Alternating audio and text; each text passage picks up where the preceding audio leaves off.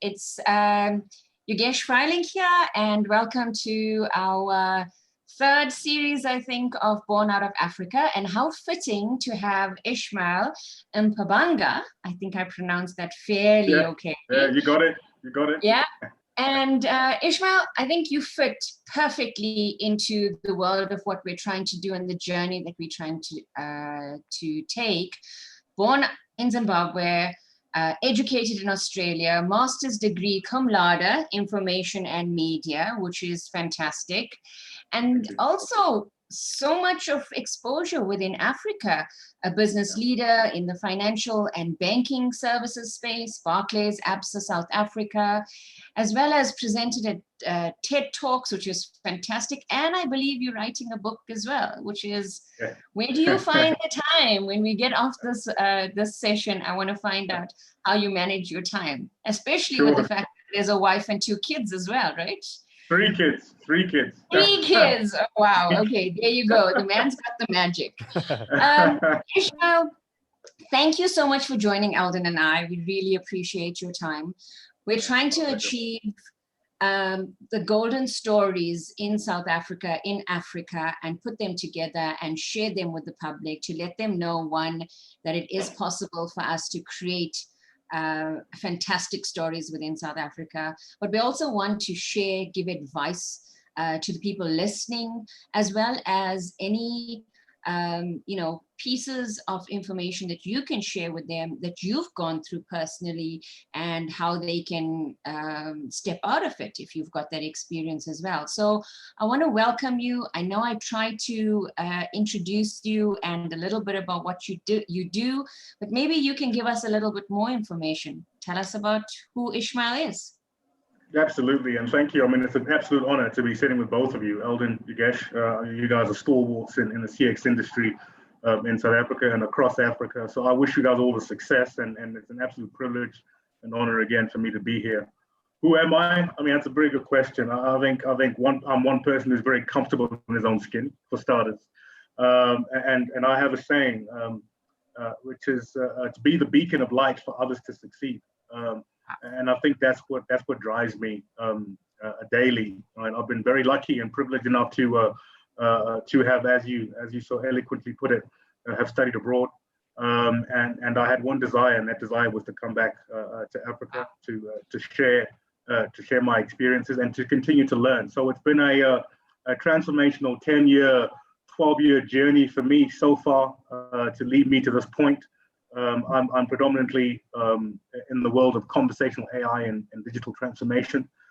So I look at business growth strategies, as well as what it means for industry in multiple sectors, multiple verticals, to implement, to design, deploy, implement, and optimize these solutions at an enterprise scale to enhance the customer experience. Now, customer experience is only just one component.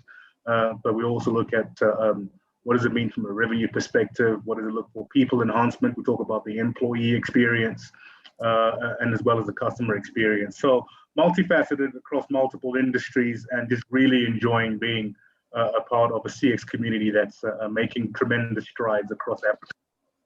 Esh, I'm quite keen to understand a little bit more about your views on where CX is. And I'm going to ask across Africa, I guess your home country where you come from, but also yourself being in, I guess, the CX tech solution space. So what do you see the state of customer experience to be in those 2 areas? Look, when you look at customer experience globally, I mean, I always look at, when I look at a problem, for example, I look at what is the global problem. And from a global perspective, how does that global problem translate to us locally, right? Yeah. Can we relate? Are there any lessons that we can learn? And fundamentally, there's some core differences. One, the way that we operate as an African economy is fundamentally different. Okay. So it's not a lift and drop solution exercise. It's really understanding who the African people are, and Africa is very different to the rest of the world, and within African countries itself, the constructs are very different. So when I look at CX, I look at it with those lenses in particular from a global perspective and what it means locally, and just fundamentally understanding what are some of the key pain points. A lot of people, I mean, we have multiple discussions amongst each other on what it means to be a CX practitioner and what is the state of customer experience. It's a very broad question, and there's not one simple answer. But if I was to put my finger on it, is to really understand two things: the customer, where they come from culturally, and two, the people that work within customer experience. Right? Are they enabled enough from a technological perspective to want to give a customer a great experience when they encounter a brand? So that's how I see it, and I think there's a ways to go, but we've made tremendous strides over the last 5 years to improve some of the technology capabilities. Some of the solutions out there are fantastic. They're very easy to use and talk to the African market if done correctly. I always use the analogy, don't build a solution outside of your environment in the context of an organization, because people are your greatest asset. And those people are the ones that drive customer experience. And that translates to a great customer experience. And you look at your different measures, your CSATs and NPS and so on. So, I mean, I won't go down that rabbit hole, but I think as a whole, there's still a ton of pain points that we have to address, but we have come a long way from where we were a few years ago. So I'm going to give you a choice to answer one of the following two questions, having touched already on some of the pain points as you have, and on some of the opportunities as you have. But so answer for us one of the two, whichever you're comfortable with. How are you either overcoming those pain points that you've mentioned? But if you could, it would be really cool to hear from you. What is the greatest African CX story that you know of? So now that's another good question. An African CX story. There's I'm going to use a one of our local banks in South Africa. I won't mention the name, but I think they've done some phenomenal work from a contact center people perspective. So looking at technologies, we always think of AI, for example, as this artificial intelligence technology that's going to take away jobs. One of the things that I've done and have been evangelizing, for a lack of a better word, since the beginning of 2020 is we need to upskill our workforce. There's an opportunity to upskill people and give them a better understanding of how technology, right, can work better for them, and how they can build a different career path. So I love that about the world that I currently am in. Right? It gives people a different set of skills to tackle the same solutions that they were tackling before, but just more efficiently, which gives them enough headspace to either start to study or to write or to just understand more about what's going on around them. Because usually if you work in a contact center, the only thing you do is you're in front of your laptop or you're on the phone. Right now, with these technologies, the more mundane tasks are taken away, and it frees up time. So one of the success stories was within this financial institution. We implemented a conversational AI solution, and there was a workforce of about 35 people that were in this contact center that are now digitally enabled, and they're able to now work on queries, questions, or whatever a customer need may be, quickly or quicker, and which frees up time for them, right, to study. And I found that 3% of them, there's about 6 or 7 of them, have now moved on in their careers. One of them became the head of a contact center. I came across another gentleman the other day who's now moved into the retail space and is now managing a contact center from being a contact center agent, all because he got the opportunity to work on a digital self-service channel, which freed up some time from him to pursue other interests, or upskill himself in a different way. And I think that is a phenomenal story from a CX tech solution perspective. The other lens was, what did that mean for the customer. I think their CSAT increased by 25% over the space of 7 months, which is phenomenal. They now had real-time data and analytics that they could tap into, which allowed them to swivel on a dime to change a pain point that customers had been experiencing over a long period of time, and they were unable to resolve it. So I think from that perspective, that's one of the greatest success stories for me, and I think should be replicated across multiple industries.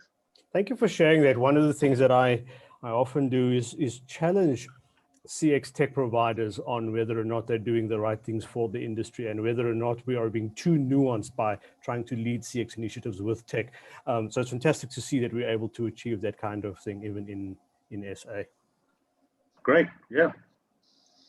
So Ishmael, I think from my side, I'm astounded and I'm always surprised, but also it's a good surprise when I hear people venturing out from the tech space that are actually talking about business operations, human value that your technology can offer, as well as the internal development of people and internal development of the community and the contribution to the successes within Africa. You spoke about pain points. You spoke about, the challenges that people have internally and converting the operation to a more digital operation and concerns about I'm losing my jobs. And now you've just proved to us that there are good stories out of there where I can better enable myself as a contact center agent and there's positive career growth for me.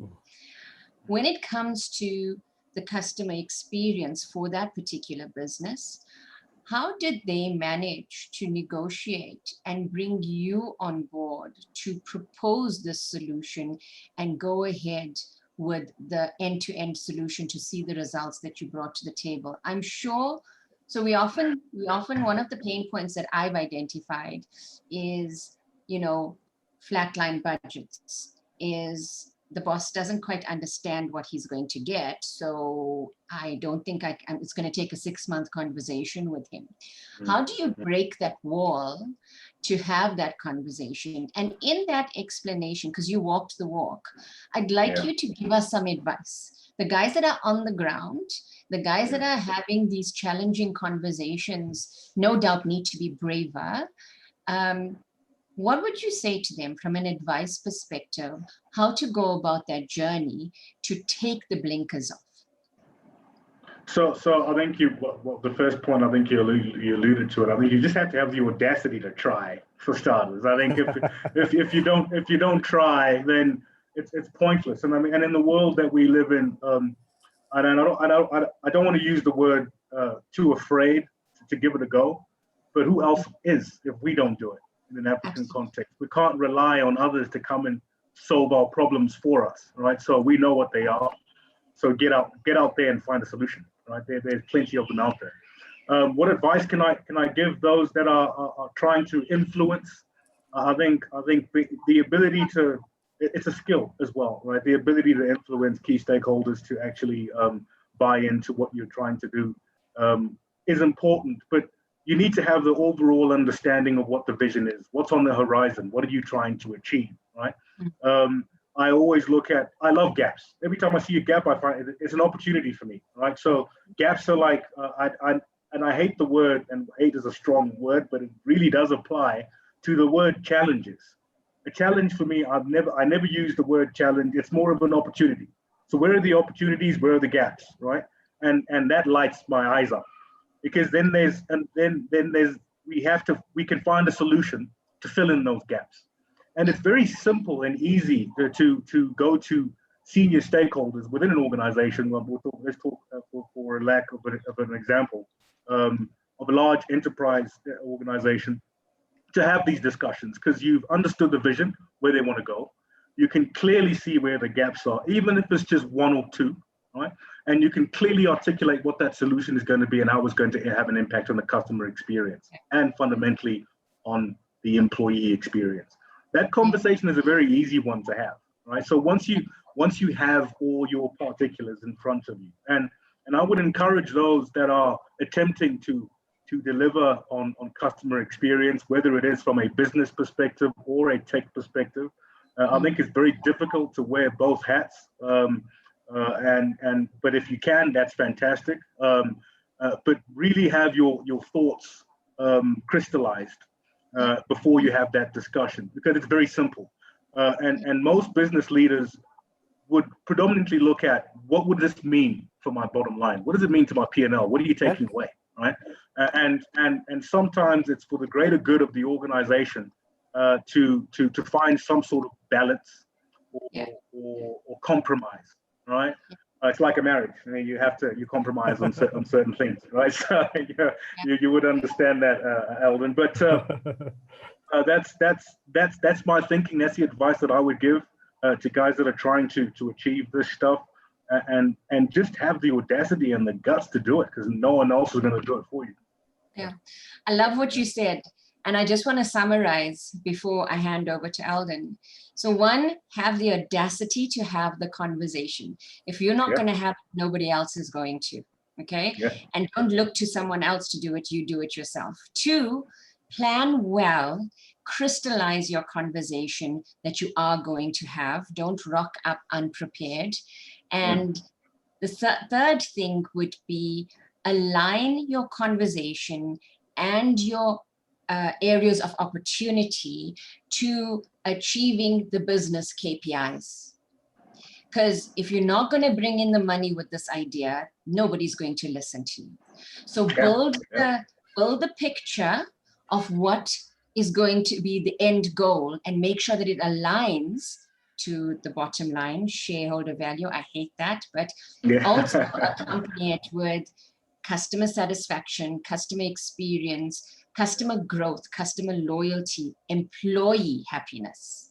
And I think that's just fantastic. And I'm going to take away just having the audacity to have the conversation. I love it. I love it. Absolutely. I think it's important. And Africa is full of incredible people. So I just look forward to more interactions. So thank you for this opportunity. This has been great. Ash, thank you. Thank you so much. We really appreciate your generosity with your time and with sharing what you did. You know, we're doing this to really make a contribution to our industry, to the CX industry in South Africa and in wider Africa, so we can have, you know, our own stories that we can share with the world. And some of them we imagine will be far better than that, you know, that we constantly hear from across the pond. So thank you for your openness to share with us and for the contributions that you're making in the industry. It's been exciting to get to know you over the last couple of months, becoming years now. And we wish you the rest of your day.